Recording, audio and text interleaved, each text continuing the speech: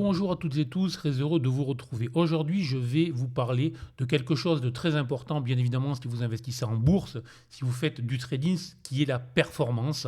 Hélas, je vois trop de traders qui n'ont pas les bonnes attitudes, les bons comportements, mais surtout qui n'ont pas les bonnes méthodes parce que, en fait, ils vont chercher la performance là où elle ne se trouve pas. Donc aujourd'hui, je vais vous proposer des critères très clairs afin de déterminer comment obtenir de la performance dans le temps régulièrement. Et bien évidemment, j'espère que grâce à cette vidéo, vous aurez de meilleurs résultats cette année que l'année dernière, encore mieux l'année suivante, etc., etc. Mon objectif avec cette chaîne est bien de faire de vous des traders, des investisseurs plus réguliers, plus performants dans le temps et surtout pas des joueurs. Si vous ne me connaissez pas, je m'appelle Bernard Pratz-Desclos, ça fait maintenant plus de 30 ans que je suis sur les marchés. Et j'ai été gérant de fonds, etc. J'ai écrit 3 livres. Si ça vous intéresse, vous pouvez retrouver normalement les liens sous cette vidéo. Et je vous ajouterai pour ce début d'année en lien sous cette vidéo une formation totalement gratuite. Si vous débutez en bourse, je vous conseille vraiment de la regarder car elle pose vraiment les bases afin de ne pas investir au hasard et afin de ne pas faire n'importe quoi tout simplement. Vous aurez aussi un e-book qui explique la méthode que j'utilise au quotidien devant mes abonnés, en live, etc. Donc si tout ça vous intéresse, c'est gratuit, c'est sous la vidéo. Allez, c'est parti. Disons-le tout de suite, la performance en trading, en bourse, ne se joue pas dans notre capacité à faire à peu près n'importe quoi, à être courageux, à écouter un tuyau, à faire je ne sais quoi. Elle se joue dans notre capacité à répéter des décisions de manière presque routinière, solide, avec un risque maîtrisé, quel que soit l'état du marché. Et là, je vais vous montrer comment obtenir justement cette méthodologie qui est vraiment le vrai levier pour avoir une performance régulière en bourse. Et c'est ce que font tous les traders sérieux, tous les traders professionnels. Et malheureusement, c'est ce que fait la grande majorité, vous le savez, qui veut faire du trading rapide, du trading sur un mode jeu et qui donc laisse bien évidemment ses émotions prendre le dessus, veut gagner mais ne veut pas risquer et donc là ça se finit toujours mal. Donc ça c'est vraiment ce que je vais vous expliquer dans cette vidéo. Donc si ça vous intéresse, vous continuez. Et si vous préférez jouer en bourse et juste passer quelques semaines, quelques jours ou quelques mois sur les marchés pour ensuite dire que tout ça est trafiqué ou qu'il vaut mieux acheter juste un ETF et se laisser transporter par le marché, libre à vous. Mais si vous voulez faire du trading, de l'investissement sérieux en gérant votre risque, je vous explique tout ça. Soyons clairs, déjà, ce que n'est pas la performance. Gagner en bourse, ce n'est pas faire un gros coup. Ce n'est pas doubler un compte. Ce n'est pas tripler un compte. Ce n'est pas enchaîner 3 bons trades, 4 bons trades. Ce n'est pas avoir 3 mois de bons résultats. Gagner en bourse, c'est tenir dans le temps.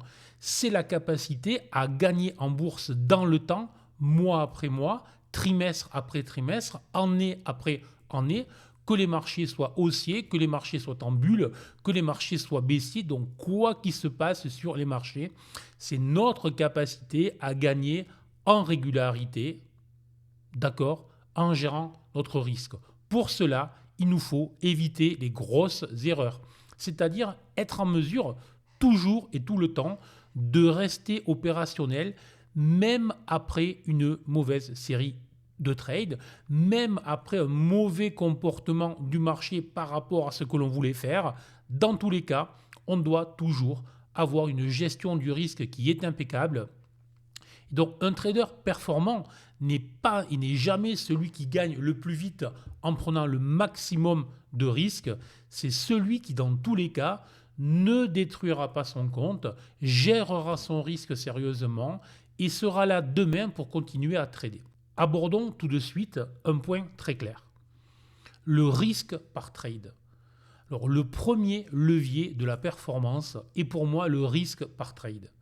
Si vous ne savez pas combien vous risquez sur chaque position, et ça que vous fassiez du scalping, du day trading, du swing trading, de l'investissement, ce que vous voulez, si vous ne savez pas combien vous risquez exactement, au tick près, au point près, à l'euro près. Sur chaque position, en fait, vous ne contrôlez rien. Et si vous ne contrôlez rien, ça veut tout simplement dire que le marché fera de vous, mais tôt ou tard, je dis bien tôt ou tard, ce qu'il voudra de vous. Et la probabilité qu'il vous fasse sauter un jour est très forte. Donc, le risque par trade, ce n'est pas une option. C'est le cœur de notre survie de trader. Et je ne veux plus entendre, il faut être discipliné. Non, ce n'est pas une question de discipline, c'est une question de méthodologie. Encore une fois, j'entends trop dans cet écosystème un peu particulier qui voudrait faire croire que le trading est hors sol par rapport aux autres activités. Ben, alors je ne veux pas prendre un métier en particulier, mais que vous preniez des métiers comme un boulanger, comme un boucher, donc on va dire des métiers manuels. Mais si vous ne faites pas ce qu'il faut, si vous n'utilisez pas les bons couteaux ou la bonne farine ou les bonnes proportions, mais ce n'est pas une question de discipline, c'est une question de méthode. Donc je ne veux pas entendre qu'en bourse, la gestion du risque est une question de discipline. La gestion du risque et la gestion du risque par trade en bourse est juste une question de méthode. Après, selon vos objectifs, la taille de votre capital, selon la fréquence de vos opérations, vous allez mettre un risque qui vous appartiendra. Moi, dans les formations, j'explique et je le montre au quotidien en fonction du marché, quelles sont les tailles de position que je vais prendre pour mon day trading, pour mon swing trading, pour mes options, pour mes actions. Bref, tout ça varie énormément, mais dans tous les cas, c'est écrit à l'avance. Dans tous les cas, la taille de position ne se décide jamais à l'instinct. À l'instinct, elle découle vraiment de notre risque et, je répète, de notre capacité à survivre et donc à tenir sur les marchés. Ça, c'est une évidence. Et donc, en trading, ne choisissez jamais votre taille au hasard. Vous devez accepter la taille en fonction du risque que vous vous autorisez. C'est un renversement de réflexion qui est essentiel parce qu'effectivement, soyons clairs, notamment lorsqu'on est débutant, on a les yeux légèrement plus gros que le ventre et donc on veut gagner beaucoup. Et plus on prend de risques, plus on espère gagner beaucoup. Le corollaire, plus on prend de risques, plus on a de probabilité de sauter et plus on a de probabilité de perdre beaucoup. Et donc le stress vient et là effectivement les émotions viennent impacter notre trading. Et donc ce n'est pas une question émotionnelle, c'est une question de méthode et premier levier de la performance, j'insiste bien, la taille, la gestion du risque par trade. Ensuite, par journée si vous êtes des traders, par semaine, par mois si vous êtes swing trader, par la taille du portefeuille si vous êtes investisseur. Mais bon, tout ça, encore une fois, c'est détaillé dans les formations et c'est détaillé, expliqué au quotidien, tous les jours dans mes lives. Deuxième levier de performance, le process d'entrée, le timing, comme l'on dit, comme je dis souvent, c'est essentiel. Si vous n'avez pas un timing précis, si vous n'avez pas un timing, un point d'entrée qui ne laisse pas de prise au doute, en fait, il n'y aura pas cette répétition des opérations parce qu'en fait, c'est en fonction de votre humeur, positive, négative, c'est en fonction des trades précédents, c'est en fonction peut-être de vos soucis personnels que vous rentrerez plus ou moins.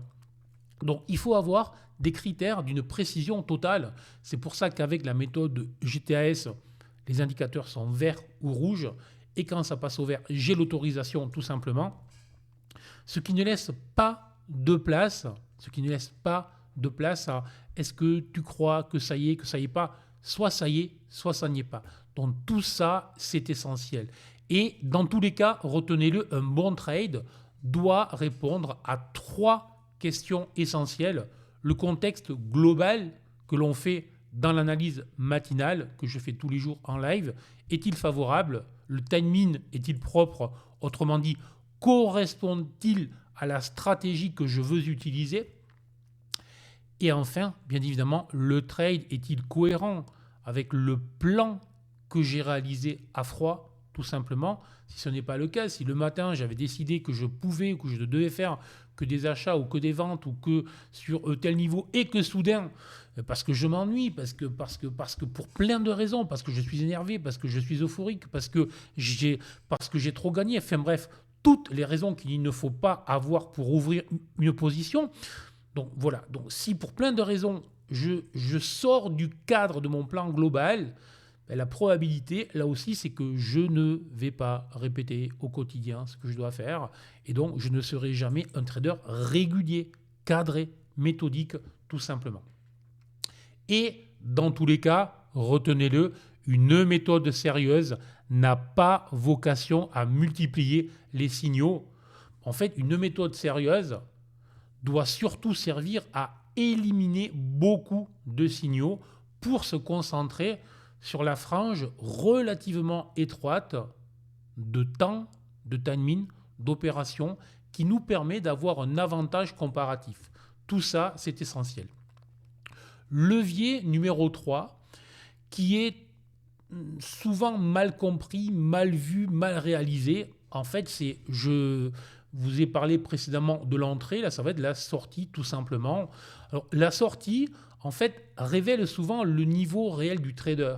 Si vous sortez de manière peureuse, émotionnelle, parce que ça monte trop, parce que ça redescend après avoir monté, bref, ou si vous laissez courir sans plan, ou si vous déplacez vos stops, trois fonctionnements qui, encore une fois, ne sont pas émotionnels, qui font preuve d'un manque de méthodologie, d'un manque de méthode. Si tout est cadré, carré, écrit à l'avance, ce n'est pas possible. Si quand vous savez que vous rentrez là, que vous avez placé votre stop, donc votre gestion du risque par trade, que vous savez où et comment vous allez sortir en une ou plusieurs fois en fonction de la stratégie utilisée, bizarrement, tout se passe bien. Si ce n'est pas écrit à l'avance, s'il n'y a pas de gestion du risque, s'il n'y a pas de timing précis, s'il n'y a pas de sortie, effectivement, on est dans le grand n'importe quoi. Et le grand n'importe quoi a vocation à vous faire parfois des jolis runs haussiers où votre compte va doubler, tripler parce que vous faites à peu près n'importe quoi. Et ensuite, vous allez reperdre plus vite. Et donc là, on a des sauts émotionnels et des phases émotionnelles très compliquées à vivre. Donc attention, ne faites pas ça, c'est catastrophique. Bon. Et levier 4, pour moi, de la performance, ça va être de rentrer dans cette phase essentielle qui regroupe les points précédents, qui sont une phase routinière.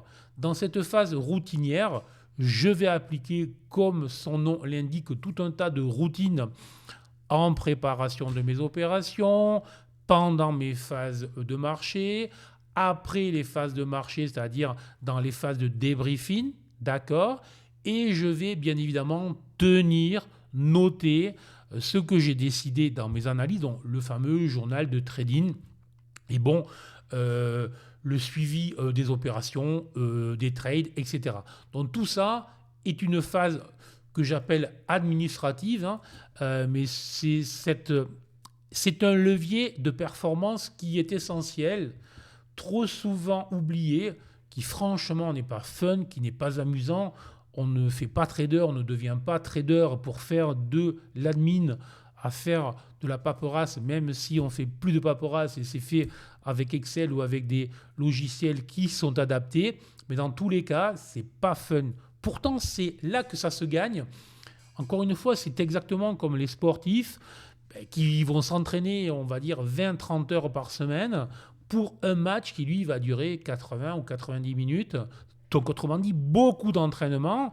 Et la performance que vous voyez à la télé, à match, au stade, en fait, c'est le résultat de beaucoup d'heures d'entraînement, tout simplement.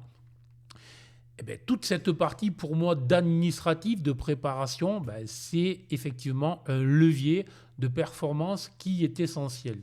Et je terminerai avec le 5e, qui est effectivement le fait, malgré l'IA, malgré les algos, malgré ce que vous voulez, on reste des traders individuels, particuliers, et donc on est soumis à une certaine, alors ce que j'appelle l'hygiène de la décision, mais on peut être fatigué, on peut être énervé, on peut être agacé, on peut avoir frustré, bref, même quand on a du métier, même après 30 ans de métier, on peut être soumis à une surcharge d'informations, bref, on peut être distrait par les réseaux sociaux, tout un tas d'éléments qui vont venir influencer négativement nos opérations de trading.